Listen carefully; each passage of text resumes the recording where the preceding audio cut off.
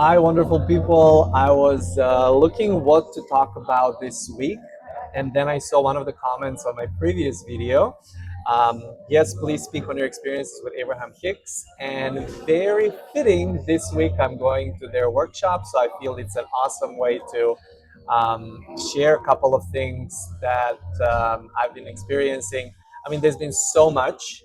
I've had 15 hot seats with them over the years, and I'll talk a little bit about segments in which I've been experiencing Abraham Hicks over the years. Before that, like, subscribe, check out the comment section. That helps algorithm for my videos to get to more people. And yes, ask me any questions, anything that you would like to be more discussed on this channel. I have plenty of things that have been roaming on my mind, but it always feels easier when one of your comments or one of your questions activates it, like it did for this video. So this person said, I'm curious to know, so they asked about, my experience with Abraham Hicks, and I was like, what more specifically would you like to know? I'm curious to know how much of the interaction was confirmation of what you already intuitively knew, and what was the easiest avenue to increase your expectation and allowing. So again, I'm going to talk about these my three segments of experience with them. um, First one was when we just discovered Abraham Hicks, and for the first 2 3 years we did not go to any workshops, we did not know anybody from the community. I actually just read most of their books, and between Arman and I, we've been just living this, sharing our experience with other people. And then we went to a 1 day workshop once, and then we discovered cruises, and that's what we've been doing for like years after that.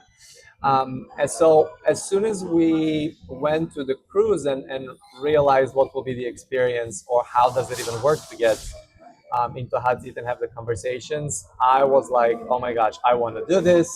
This is super exciting. It felt also very special in a way, because you go to this workshop of about, I don't know, 1,000 people, and then you get to be, one of those people who is selected over there.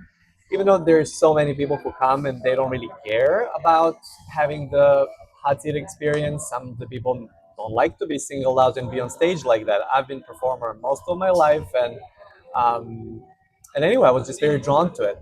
So so maybe this is going to answer part of this question about the easiest avenue to increase your expectation allowing. I'm going to explain how I got into a hot seat for the very first time.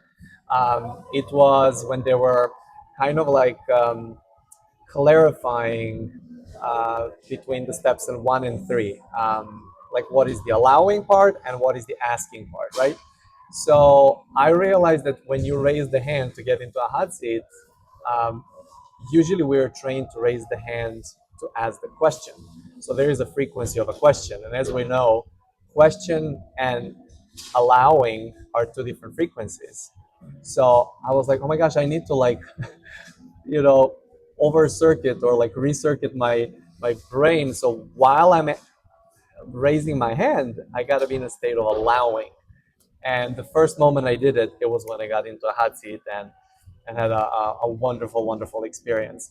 In my Serbian channel, I've been doing this very in-depth analysis of each of my hot seats, and I think I got through like the first 7 of them, which is kind of the first segment of all of my experiences. I'm going to chat in about 2. So if this would be something that's interesting to you guys, I like to revisiting them once in a while. It's not time just yet. So maybe this can be like a nice introductory video about my experience, kind of like an overcompassing synopsis of what's been so far. And but if you ever decide if you ever are curious about some specific conversations, I can go and like highlight some of them, because they're always so rich. Some of those conversations initially were like 5 6 7 minutes long. Then I have some hot seats that were like 20 30 minutes long, when they were like not letting me get out of the hot seat. So anyways, I digress. The first set of 7 hot seats for me came in on a course over the course of 4 cruises. and they were um, in a period of about a year and a half, I would say 18 months. And I grouped them in that first segment first because they all happened before COVID, and it's kind of like before pandemic and after pandemic life, because we had a break of not going to any workshops for 2 years after that. But that first segment of 7 hot seats for me was the process of my own channel opening up, which means it started as a curiosity. It started as like, oh my gosh, I just want to be in a hot seat. I remember first cruise I got into a hot seat twice, and then it became about like these little achievements of having the experience being in the front row. How does that feel? Then, oh my gosh, I want to be in the same session twice in a hot seat. So that happened. It was very like you know, like checklist driven. Checklist would show up. What do I want to experience this cruise? And is the hot seat part of it? And in the first 7 times I did was a big part. It was very important to me. And I did come out in a hot seat every single time, and it was magical and conversations were great. And then right before COVID happened, actually it was already happening. The world was shutting down while we were on that cruise. Um, I got a nudge from Abraham saying that I'll start channeling, that I'll start receiving, pretty much to pay attention um, to that. And sure and behold, a week after my channel did open up, and it took me about 3-4 months to stabilize the flow. But immediately, Armando and I started offering online workshops and channeling retreats. And over the course of 2020, 2021, and 2022, we've had like hundreds of channeling retreats and workshops, and I think about like 10 retreats, 8 to 10 retreats. I don't even remember. So, anyways, that first part was,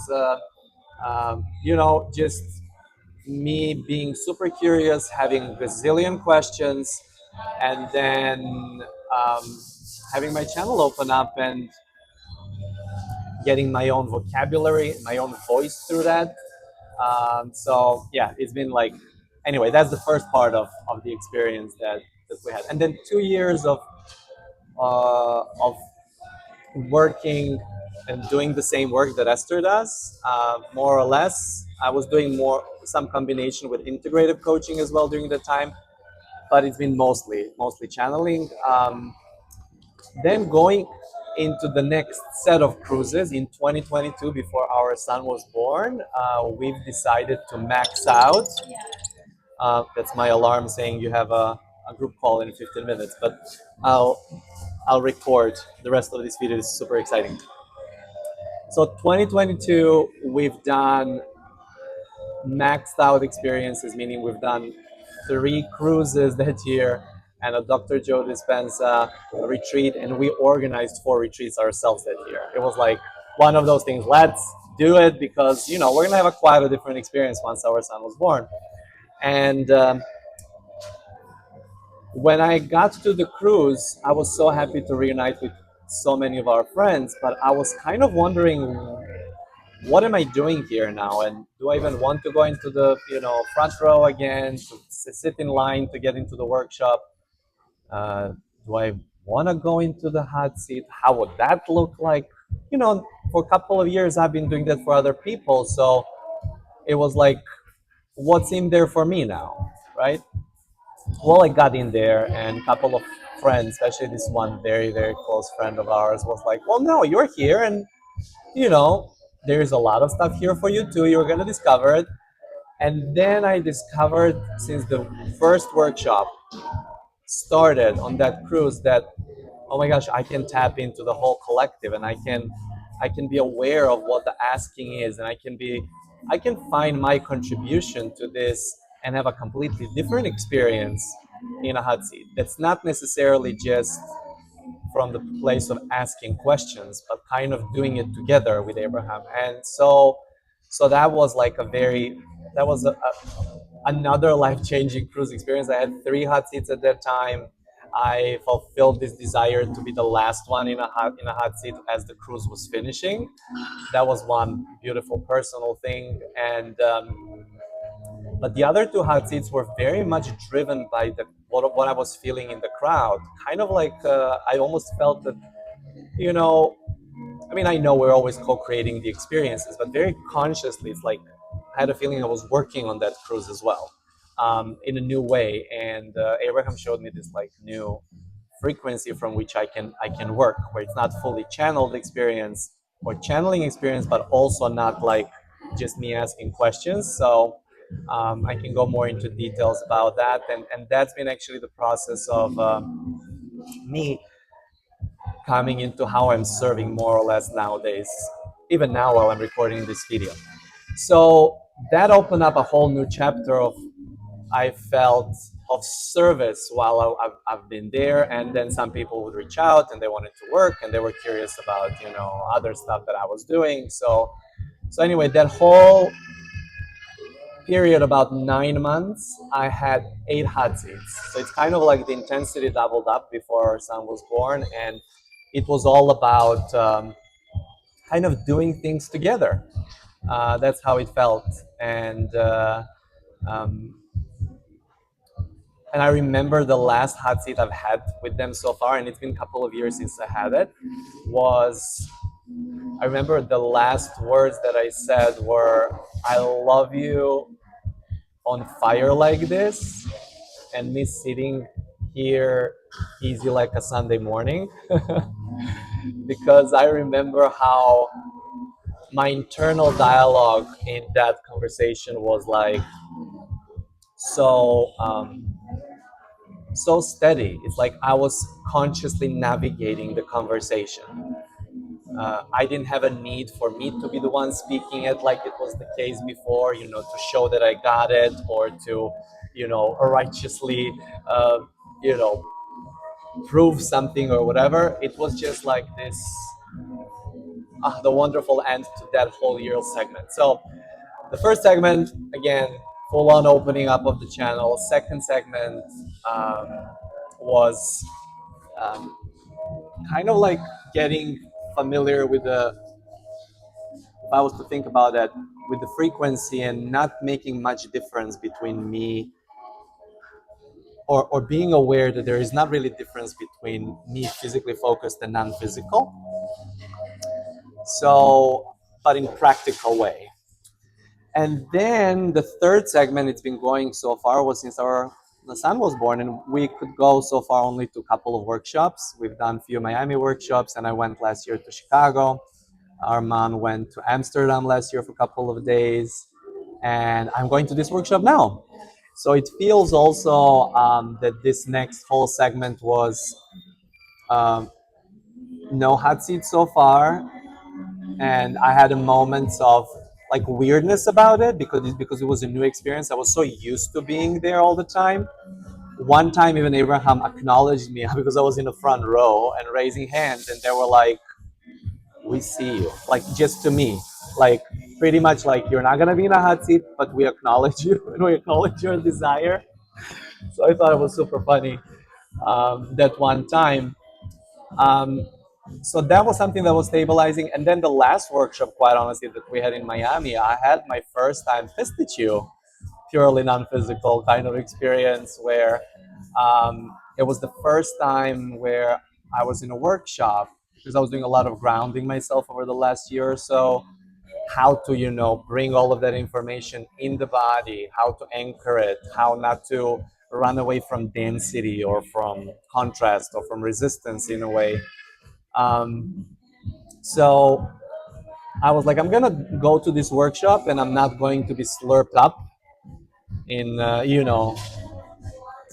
into the awesome vibes of non-physical. I was like, I'm just gonna stay centered more.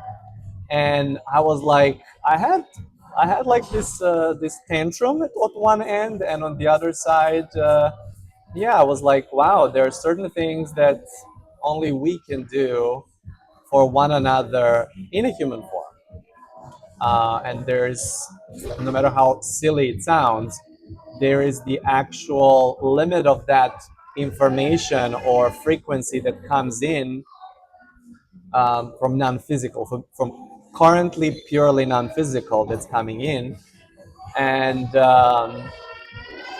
it, it was one of the most transformational workshops for me because I stepped into my own power like 10 million times more than ever. I grounded myself more than ever.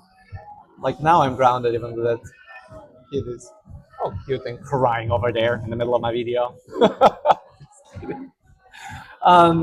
But it was the mostly it was transformational because I um, I fully embraced my humanness around that.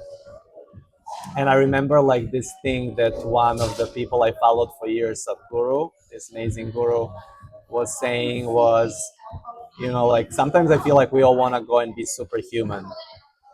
And I just really realized what he said, that being human is super. And that I kind of, it resonated fully that every perspective has its role.